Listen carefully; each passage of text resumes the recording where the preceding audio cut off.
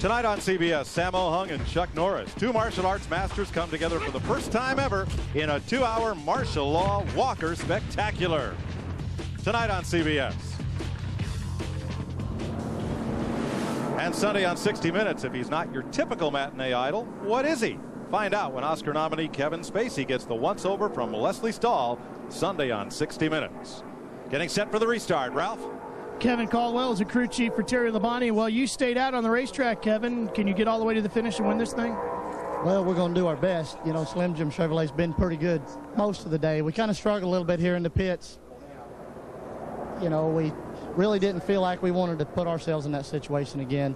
We're good on the old tires, like I said. We had a little trouble when we got to the 0-0, and we didn't feel like, you know, without a little bit of help, we were going to get by him, so we just opted to stay out. How much of that decision was Terry's? Well, we kind of hashed it all out, and it's like I told him, only he knows how good his car is. And, you know, like I said, we struggled a little bit in the pits. We're not going to make that gamble again. He felt like his car was good enough, so, hey, we stayed out. Mike? Let's go back to green and settle this one. Terry Labonte is on the point. Phil Parsons, who started this race more times than anyone else in the field, is that blue car in second. Jason Jarrett is third. They did not make pit stops under this yellow. And I was going to point out about Phil Parsons. You know, he won at Talladega, so he is good on this type of racetrack. Buckshot Jones is fourth. Randy LaJoie fifth. Mike Dillon sixth. Nemechek, Sauter, Harvick, and Kenny Wallace, who had a lug nut problem on his pit stop, back in 10th.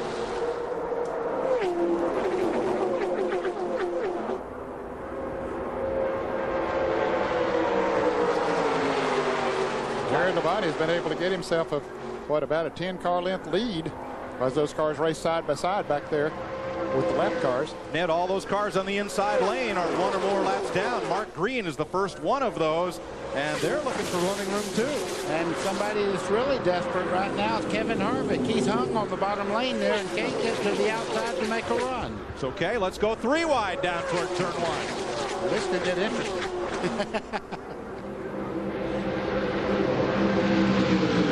Now the miracle and the straight driving guy in the center, there was nothing happening there. Well, they all got through it. Backing up there, Jason Leffler, who's off the lead lap by 1. And Terry Labonte will have 80 Daytona starts worth of experience to figure out how to keep these young guns behind him. Well, I know one thing. The Attaboy Award goes to the 2-car of Kevin Harvick. He made a move to the outside, passed about 5 cars, and now he's moved himself back into contention again. Harvick in only his second Grand National start ever. As we watch from Joe Nemechek, now there's a lap car right behind the leader. The contenders will have to get past that 1-car cushion to have a shot at Terry Labonte.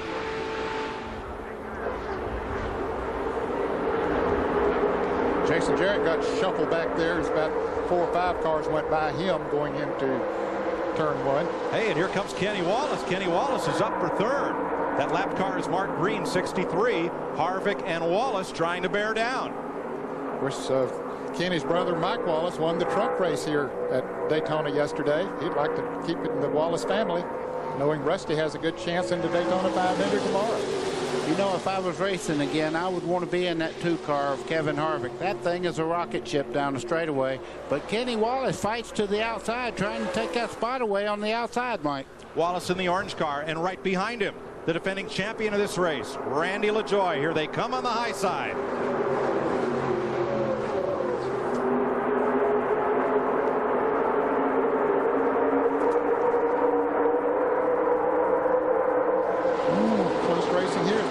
Going 3 wide down on the inside. Well, look at this jostling around. Nemechek makes it work, getting around Jason Keller in the red and white number 57. When you got a car as fast as Nemechek, you can go anywhere you want. And Matt Kenseth in the 17 there has fought his way back into contention also. You know, when it gets close to showtime, you find out who has the muscle. These guys are going at it now. This isn't a dress rehearsal anymore. Kenny Wallace has lost his partner. Number 1, LaJoie, goes to the inside lane behind that light blue car of Matt Kenseth. Joe Nemechek in that silver car was down on the flat part of the racetrack as he entered turn 1.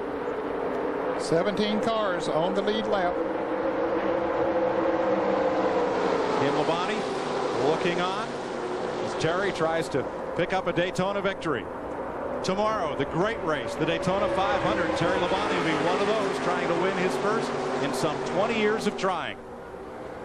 Matt Kenseth got a run there and had to slow up just a little bit there for the 36 and 10 feet of one. Now he makes a move to the inside, 3 wide down the front straightaway. Now this will get interesting unless somebody, well, the 36 car 10 feet gets out of the middle there. And LaJoie pushes Harvick. Pushes him right through the tri-oval. Harvick crossed it up, hung on, and LaJoie pushed him into second place. That's a classic example. You don't know what you can't do, because when he crossed up, a lot of people would have backed out and stacked up that whole group. He just stayed in the throttle and said, I'm going to have to do it. You can't lift. You'll wreck with everybody behind you. Matt Kenseth to the inside, 17. Light blue car coming up for third. Jay Sauter in the 43. How many times has he dropped back and made his way back up to the front? LaJoie number 1, Wallace 25, and Buckshot Jones 00 still looking for that front spot. But out front, Labonte hangs on. 7 laps to go.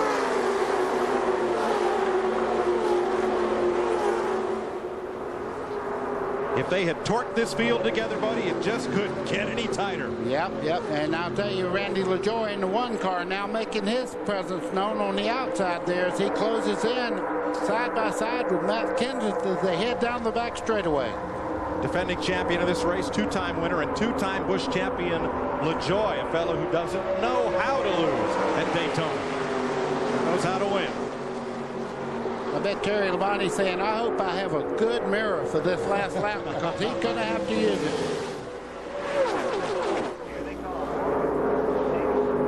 Well, you said Harvick doesn't know what he can't do, so he goes with what he knows. He goes with Terry Labonte. Wherever Labonte moves, that number 2 of Harvick moves right with him. That's a good, smart move, too, with his lack of experience, knowing Labonte has plenty of experience here. Hold it till the last lap or near the end of the race before you make that move. Let's go to the pits and Dick Berger. In case Kevin Harvick needed a cheerleader, he just got one. His crew chief, Todd Berrier, just keyed the radio and said, get on up there. We need to lead this thing. And you bet he's trying, Mike Troy. You bet. Now here comes Kenseth back on the inside. He's got a little drafting help from Jay Sauter down into turn 3.